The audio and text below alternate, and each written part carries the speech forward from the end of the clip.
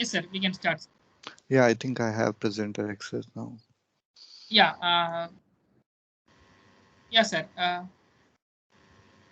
Yeah, good morning. I Good would, morning, sir. am I visible or am I audible to all of you? At least Ashok, can Yes, you sir. tell? Yes, Yes, sir. yes. Okay, yeah. Good morning. We have a wonderful speaker today on this information security. And he is, anyway, he was supporting us earlier also, Mr. Jago Sharma. And he is a passionate security professional working at the Security Center of Excellence. He was working at Philips Healthcare, and he specialized in IoT network security. And he is also he is an active open member of the open source community like Null. He is a speaker of the Null and Information Security Research Association, and had several sessions on Bluetooth, honeypot, healthcare security, and he has more than 10 years experience in the area. And I remember that he was helping us in giving lectures to our students earlier also, but anyway the lockdown period we are not able to meet each other. Otherwise he was supporting us. Jigu, that I wanted to tell you that we have now BTech cybersecurity students also joined here. This is the Okay, that's great. first year. They are now first year. That means we are getting a lot of students from Amrita on the cybersecurity. Lot of interesting people. You can work with them. So altogether, it is a good opportunity for all of us to interact with the Jigu. And Uh, thank you. I know you are busy, but during this time, still you are able to give us some introduction about these new vulnerabilities, which we are all hearing from the news. But getting knowledge from an expert is always a wonderful thing. Thank all you, right. Mr. Sharma. Yeah. Thank you so much.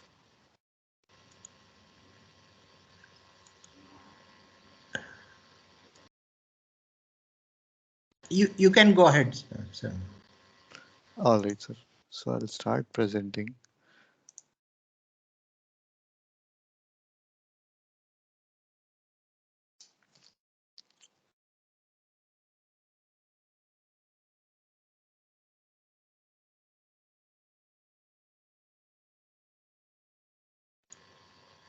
You can make it full screen if you are not made.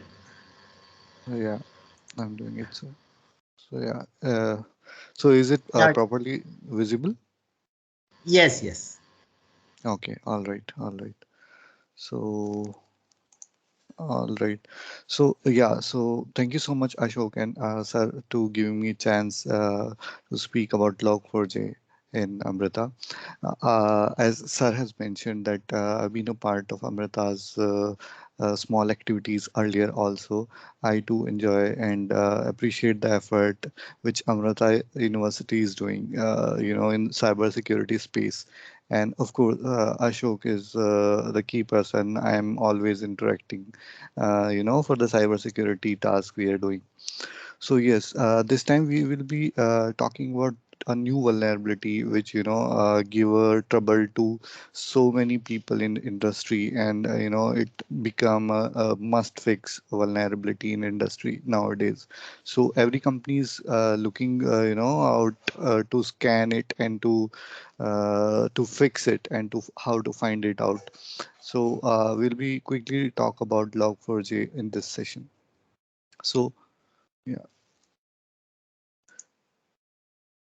So before starting, I'll be giving a disclaimer that the course and the presentation in this session will be my own research, which is done in the public domain and does not reflect to my employer's view on this topic.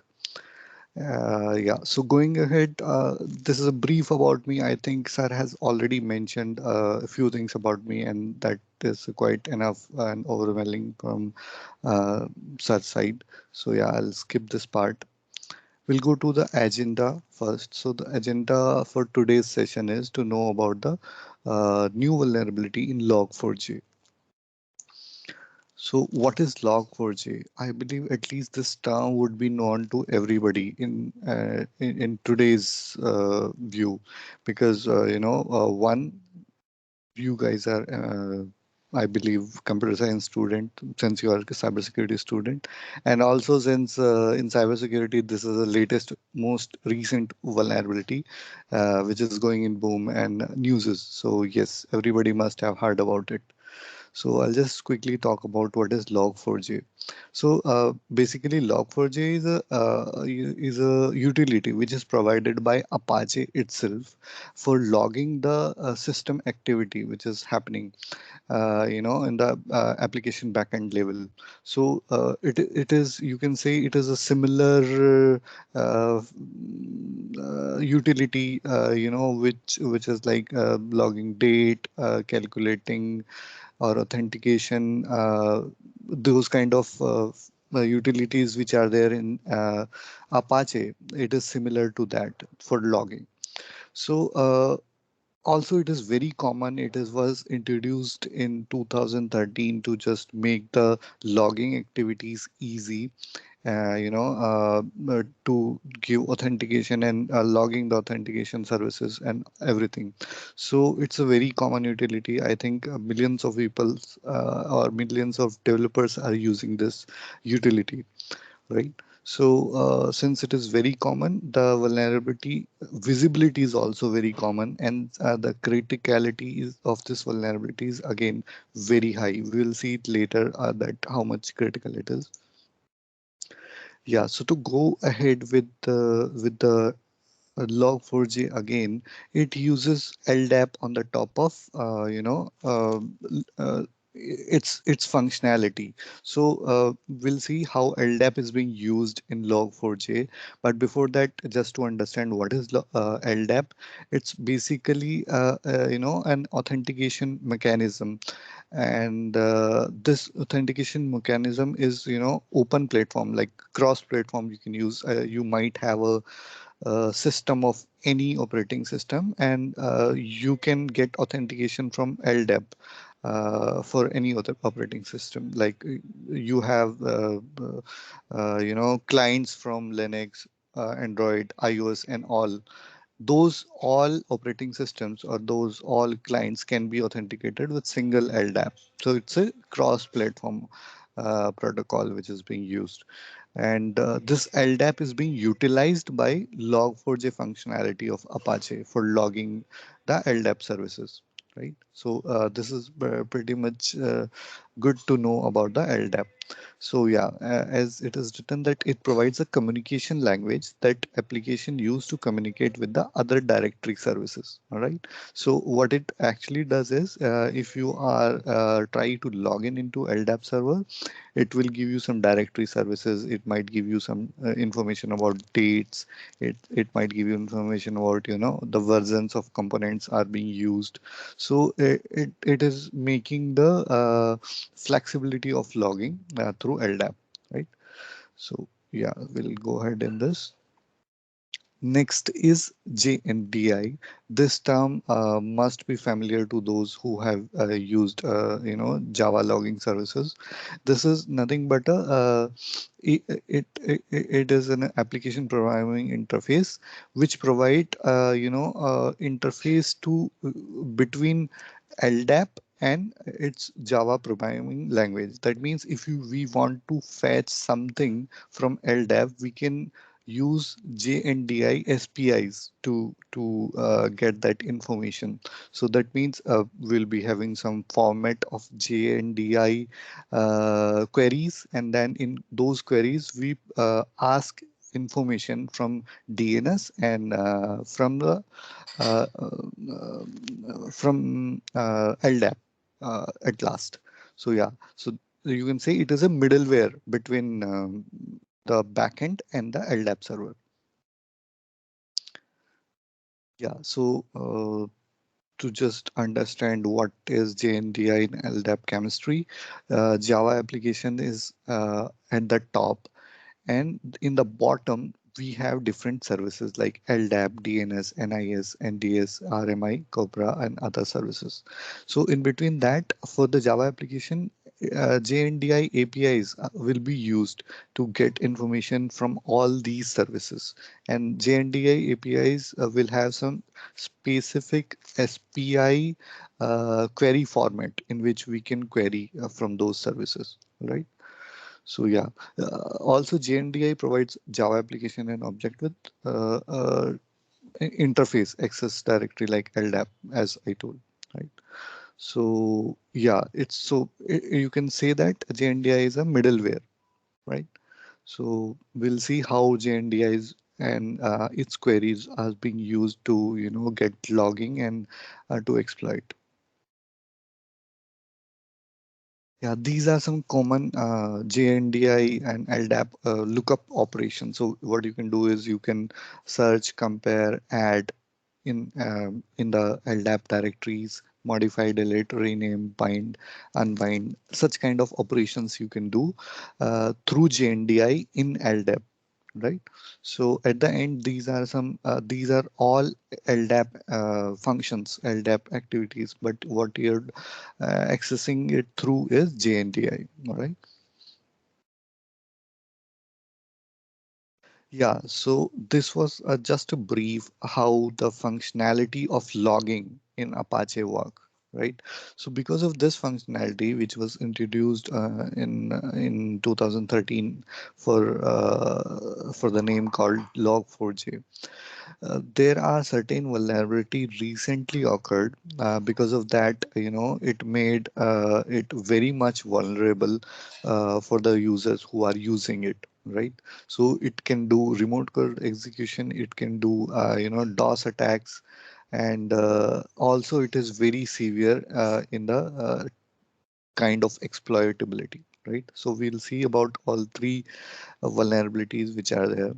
One of them, which is top uh, CVID, that is 44228, that is actually called a log4j shell critical vulnerability nowadays, right?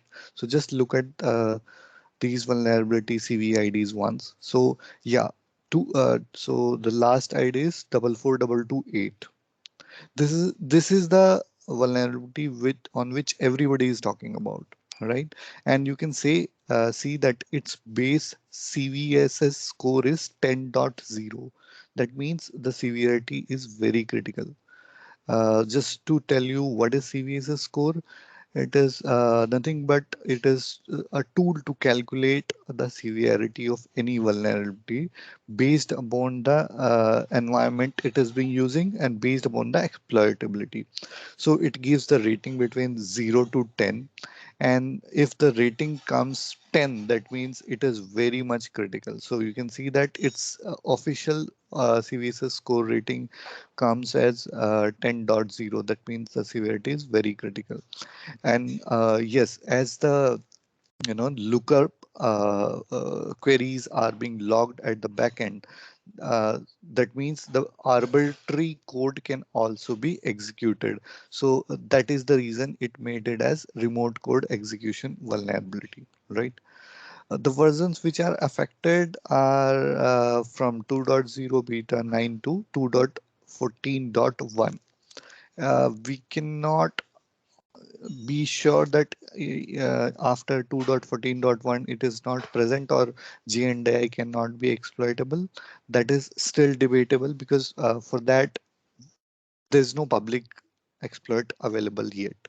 But whenever we are using JNDI libraries, it is possible that it is exploitable. So far, like a researcher who are trying to do research in Log4j, they have done research on the Java code mostly, wherever the Java libraries, Apache libraries are being used. And similarly, like Android devices APK, those are also use Java code mostly, some of the Java libraries. But to execute successful remote code on the back end for the Android application, it is not yet done. So we cannot say that Log4j is available for Android yet or not, but it is possible that it will be there in future, or maybe before that, if somebody found it can be patched. right? So it is just a few information I wanted to give about the most critical vulnerability. The other CVID is 45046. This is again remote code executions only, but it has a severity 9.0, but still critical. And it is also in the similar versions of JNDI, excluding 2.12.2, right? So yes, the two CVIDs are related to remote code execution. The third CVID is for denial of service into the same library, right? So you can see that till 2.16.0, I mean, later than the remote code execution, also it is possible to do a DOS on the application. So that is the reason, people suggest that to upgrade to the most recent vulnerability. That means, okay, if you, upgrade after 12.2, it is possible that RC won't be there, but it is possible that DOS would be there. So you can say that still DOS is still visible until you upgrade it to 2.16.0 after that, right? Maybe 17 or something, right? So these were the three CVIDs in Log4j currently. So yeah, this is basically a main root cause of this Log4j shell vulnerability, the Log4j JNDI lookup. Okay, so this is nothing but a random value in arbitrary replace, right? So it is a it's a kind of mechanism that add value to Log4j configuration at arbitrary places, as I told. It give you functionality to get information like device date, Java version. It can tell you, system properties. Also, it has one more functionality to, to use JNDI naming directory lookups, right? As other system properties are being used, right? So JNDI will be used to exploit the logging functionality, basically, right? So yeah, this is normal scenario, I must tell. There would be an end user which is accessing a server, and the activities of the server will be logged since it is using the Apache logging activity, that is Log4j. All right. So what user will do? User will send a HTTP request in, let's say, get format, and he's sending a page, and page will have some header. So let's say there is one header called user agent. What is user agent? Basically is the browser of the end user. Let's say user is using Mozilla 5.0 or something, right? It will send to the server, and since logging is active, it will be logged into the console, or you can say backend of the server. All right. But I believe since you guys are into cybersecurity and in pen testing positions and studying cybersecurity, you must be knowing that user agent is a user control field. I mean, that can be modified in repeaters, right? And even in console of the web browser, you can go and edit this Mozilla 5.0, or you can make it Safari, even though you are using it. All right. So that is being used to exploit this vulnerability. All right. So this is a normal common scenario. Let's see how we can exploit this one. All right. So this is an exploit scenario. Here is a attacker who is trying to access the backend server. All right. So he will craft a malicious HTTP request and send it to the legitimate server. Right. So what query he will send? He will send a JNDI lookup query in a header, and header will be whatever result of that query would be, that will be logged into the database. All right. So in first place, as you can see, user agent equals to this query. Hello.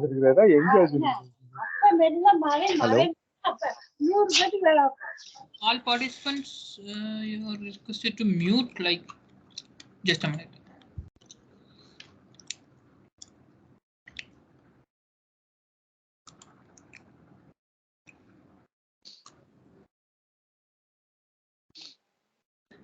Yeah. Yeah, Nick, Right. you can continue. Yes. Yeah. Okay. All right. So as I was saying that attacker is sending a JNDI lookup here in the first place in the header, and header is user agent, and this result of this JNDI lookup will be stored in the database. All right. So the tweak is user agent can be modified, and since it is a JNDI lookup Apache, then we can send the JNDI queries. And in JNDI queries, what we are doing is we are sending a LDAP server information, and the LDAP server is a malicious one, which attacker only crafted it. All right, and in that LDAP server, we can send a malicious query. So since this request is going to the server, it will be first of all get passed through the backend, then get executed, and whatever the result of this lookup in header would be, that will be logged. All right. So here, since I mean logging is happening because here is a log4j implementation. All right, and because of the implementation, it is going to the LDAP malicious server. All right. So since the now the response is coming from the backend to the malicious LDAP server, it is asking this malicious LDAP server to validate the query. All right.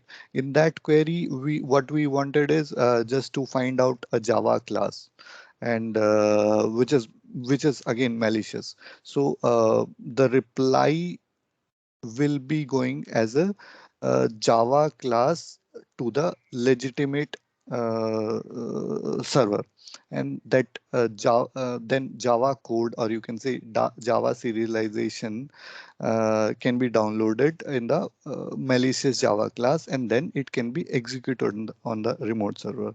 And that's how maybe once it is executed at the server, if let's say I am putting a reverse shell, that reverse shell can be accessed by the attacker. Okay, so just to give you one more round of just to brief about it, what we did first is we used JNDI lookup in the header to craft a malicious query so that it can be logged with log4j. Then in the second step, since it is using log4j, this string will be passed and it will be logged. All right. And then since log4j will interpret JNDI queries, then sting and the query of the malicious LDAP server, it will be passed and the result will be calculated, whatever query you will give. Right. Then LDAP, since it is actually a malicious one, but it is a legitimate LDAP server, it will respond to the query with the directory information. All right, that contains any malicious Java class. All right, since it is coming from the LDAP server, the end application will download that Java class and execute it at the end. All right, so any uh, wherever that means the Java code is executed, that means this Java code can also have reverse shell. Since it is having reverse shell, it can give a reverse shell to the attacker. All right, so that's how it happens. So we'll go ahead and see maybe a demo. How does it work? Okay, so this is a piece of code written in Java, and you can straight away see here that I am using a log4j core 2.14.1 library, which is a malicious one. So definitely this is a program which is intentionally made for demonstration purpose, right? So as you can see that it is using a logger information. That means it is a, so basically logger information is a Java class again, which is logging the user agent, the browser activity, right? So yeah, So what it does is it will calculate the user agent, and it will save in the console, as well as it will show in the output of the application. So let's just see the how the application look like. So here I've also added a print statement, so that whatever user agent activity output would be there, it would be print on the web application itself. Okay, and also you can see in the console it is being logged that user browser is Mozilla something something something, right? So yeah, so print in the console is just to understand better what is going on. All right. So also see into the in the headers, how headers are looking like. So when we reload the application, just go to headers and look at the user agent header. So you can see that Mozilla header is present here. I mean, the user agent is present where it is logging as a Mozilla. Right. So apart from that, other information of the header will also be logged. But yeah, this is the one we are going to use to exploit it. Right. So going ahead, we will try to use curl utility. And in curl utility, what we are using is JNDI's lookup queries again. As I told that lookup queries are the thing which are responsible to exploit this vulnerability. All right. So I have given some examples what we can do with JNDI lookup queries. One more example is like it is one similar example is we can get the Java version or date. So you can see that in the user agent field, the query which we are giving as lookup is Java version. So once we are giving Java version, and this last is the target URI, target web application, you can say, on which we are sending this request. All right. So once we send this request, you can see that what information is being logged. So you can see that Java version 14.0.2 is being logged. This is logged because of Apache Log4j vulnerability, Log4j utility is being used. And since we have used JNDI lookup functionality for the Java version, it has given us the Java version 14.2, which is the actual Java version of the code, right? Instead of Java version, we can also use other lookup values like dates and all. I think it is. Yeah, so here we have used Java version. Instead of Java version, let's try to use the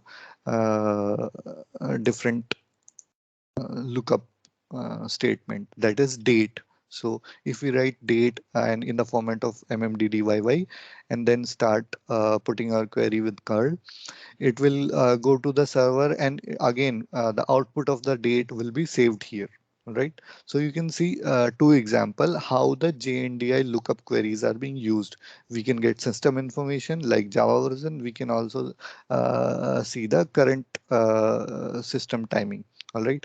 Similarly, we can also use JNDI queries for lookup. Right. So let's this time one second. Let's this time craft a JNDI query again. All right. So to craft a JNDI query, first of all, we need a LDAP server, as I told. So to craft a LDAP server, there's an online utility called log4j.tools. We can also do it in our own system, but since it is a ready-made available functionality on the internet, now people are using uh, for POC purposes. Right. So go to this and try to put any value here. So test ID would be a random ID, since this information again is a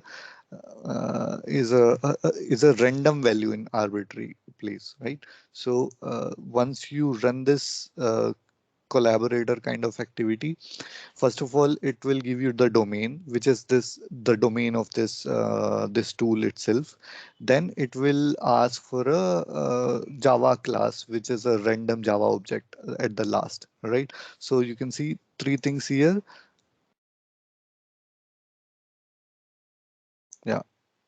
you can see LDAP direct LDAP servers total address, then its port, and then this Java object, which is going to be searched from the DNS LDAP query. So once we generate this query, we can use this query to put it into our payload, right? So we'll use this payload and then again do a curl query to the backend server, right? So you can see here we have used the same payload which is generated from the tool, right? Here LDAP server address is there, port is there, and then there is an object which we are going to search from DNS LDAP queries, right? So let's try to search that object. Once the query is fired, it try to first of all do DNS query, then it will do a LDAP query, right? So since it is a public domain, DNS query would be easier because it is reachable from any domain, and a random object which we were trying to search will also be searched. But at the back end, what this query is doing, it is trying to find out whether Java library version which is used is the vulnerable one or not.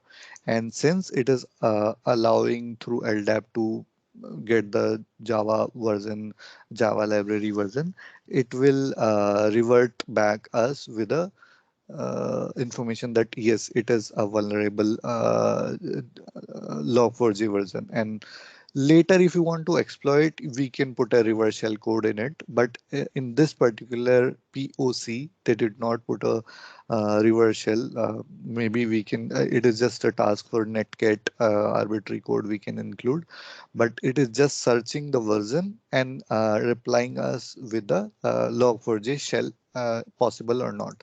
So yes, once it find out that log4j shell is available with the version which is using, it will revert back with the log4j shell. All right. So once it is executed, any external attacker can get the reverse shell of the system completely. He can be, he can execute this just by having a public endpoint of the application. All right. So yeah, this is pretty much about this vulnerability. And yes, it is, since it is commonly used with Java developer, very much vulnerable and very much available in the public domain, right? So yeah, let's move to the next part.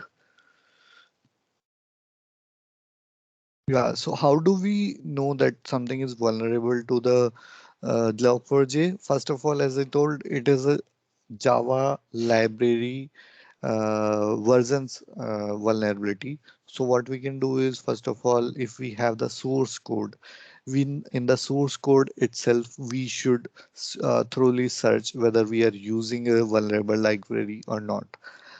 If that is not possible, if we are doing a black box activity and we cannot have access to the source code, there is a scanner called Log4j scanner, which is provided by CISA, US government, to find out whether your domain is vulnerable to CISA government or not. So you just need to provide your endpoints here, and it will scan and let you know whether the possible exploit is there or not. Right? There are certainly many other easier and different tools available for Log4j nowadays in GitHub. But since this is certified by CISA, it should be a better tool, and it gives a better result than other tools, and may not have the proper malicious code and everything. All right. So this is how we can scan the vulnerability, either by scanner, which are publicly available, or by scanning the code, doing source code review by ourselves. All right. So yeah. Then if we quickly wanted to check what kind of library we are using, we can directly put a command like dpackage command to check whether we are using log4j or not? If yes, then it will give us the versions of it. So dpackage command, find command, locate command, grep command in logger. These are the small Linux command which can even easily get us result whether we are actually using a vulnerable version or not. This is for Linux, and for Windows, there are tools like anything.exe which will list out all the jar files used in the Windows system. So that again can be used for the Windows servers to filter all the jar files. And jar file is the main tweak here for this vulnerability. All right. Then for the mitigation part, so yeah, for the most critical 44228, which is fixed in 2.15 right now, what what is the best method is you should upgrade to the latest method. So for Java 8, it is 2.16.0. For Java 7 users, it is 2.12.2. All right. In any case, as I told that it is a research which is going and which is telling us that Java JNDI lookups class are vulnerable. So it is possible that even though in 2.16.0 it is fixed and a developer is still using JNDI lookup class, there would be some possibility to again exploit JNDI lookup. So best way is that we try to avoid JNDI lookup class in our code. But if we are using, we must also ensure that it cannot be break manually until any 0 day comes into the picture, right? So that is a best fix for the most critical vulnerability now, right? For the next one, again, it was similar to the other remote code execution vulnerability. For that also, we need to, upgrade to the latest version 2.16.0. All right. And second recommendation, again, that do not or try to avoid the JNDI lookup class for the developer, right? Yeah, for the DOS attack, which is again possible even in 2.16.0. For that 2.17 update came in that library. If we upgrade that, that would be a better method to avoid even the DOS attack. So that's the reason I was mentioning that upgrade to the latest word, not only just to patch, and that's how we can ignore all the existing vulnerability, all the existing CVEs, IDs from the vulnerable component, right? So also you can remove the reference of the context lookup, like like we were trying to avoid JNDI lookup for the remote code execution. Here for the DOS, we can try to avoid using the context lookup to avoid this DOS kind of attack, right? So yeah, this is a best possible mitigation and available mitigation nowadays. Then what is the takeaway from this vulnerability is we should implement and we should use secure coding practices. We should not, use any practice which allow us or any end user to exploit the code itself. Then whenever it is possible, we should patch the vulnerable component. Then last and very much crucial step in any public exploit or 0 day is that as soon as new vulnerability comes, we should isolate that environment from the production, or you can say in the real time, and we should take a backup, and backup should be applied, and then we should patch it, right? So that we do not lose customer data, or the company's data will not be lost. All right. So yeah, these are some takeaways, and also there is recommendation from Apache itself. How do you secure the Apache logging services? The link is given here. Yeah, so that is it about the Log4j session. I give courtesy to the Amrita, Ashok, sir, and sir from the Amrita University, who initiated this session about Log4j in Amrita. And also, I wanted to thank my security team and my company, Crestron, for helping me out for patching and understanding Log4j. Right. Yeah, so now questions are awaited. You can ask me if you have any questions. Yeah. Thank you, Mr. Jiggy, Yeah. for a wonderful talk. Like, it was easily explained, and even our beginner level students should be able to just know like what a log4j is. Right. So participants, if you have any questions, queries, we have muted everyone. You can just raise your hand. We'll unmute you, and you can just ask your query.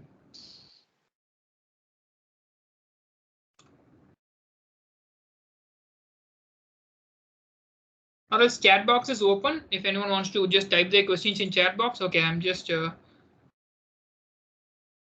unmuting one. When I unmute, you just introduce yourself and then you can just ask for the query. So yeah, Vallabh.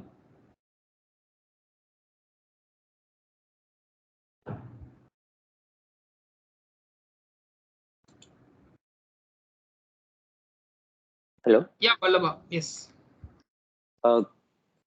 Good morning, sir. I'm Roshan from Electronics and Communication, 4th year. I just want to ask if you see any possible versions of this in the future, because right now the patch is coming for this. Could it evolve into another version? Yes, as I told that currently the exploits are available only for the Java applications and not in even in so possible exploit is not even available on APKs for Android application as well. But in future also because this is a vulnerability based on the JNDI lookup, right? And even if we have patch, we are using the recent version of Apache logging activity, but still we are using the JNDI lookup activity. So not in this way that we can exploit the same arbitrary code there as well, but in other way it is possible that lookup activity can expose to any remote execution again. So till now, there's no public exploitable. And yes, of course, we if we patch, we should be good. But I do not think it is a sure shot mitigation for this vulnerability. If researchers somebody want, they might still be able to exploit with JNDI lookup. Right, so it might come or it might occur in future with different way. So the best way is to avoid using JNDI methods.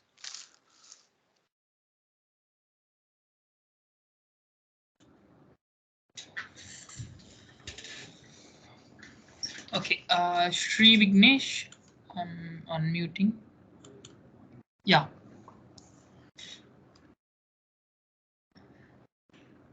Yeah, Sri Vignesh, you can just ask a query.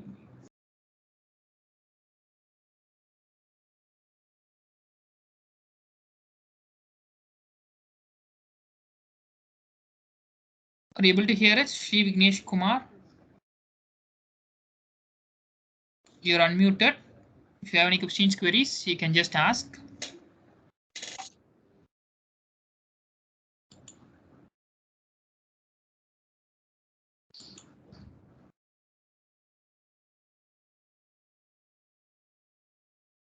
Fine.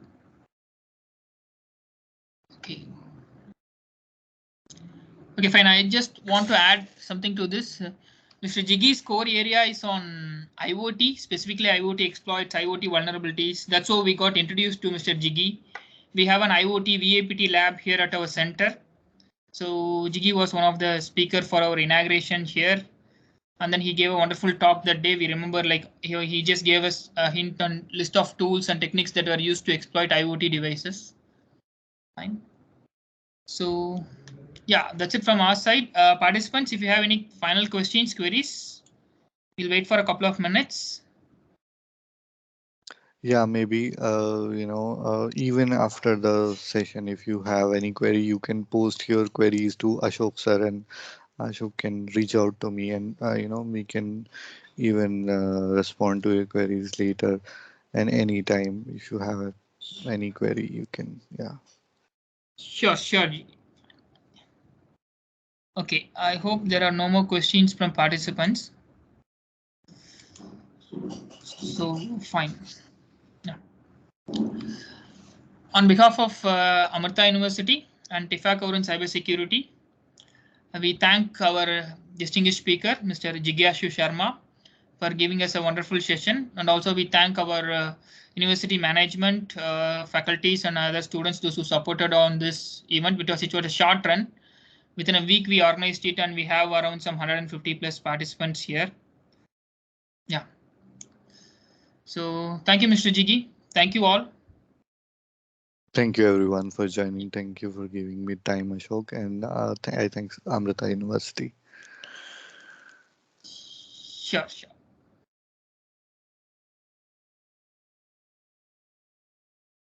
Yeah. So we are ending the event. Thank you. Thank you all. All right. Thank you Yeah. so much. Have a good day. Bye.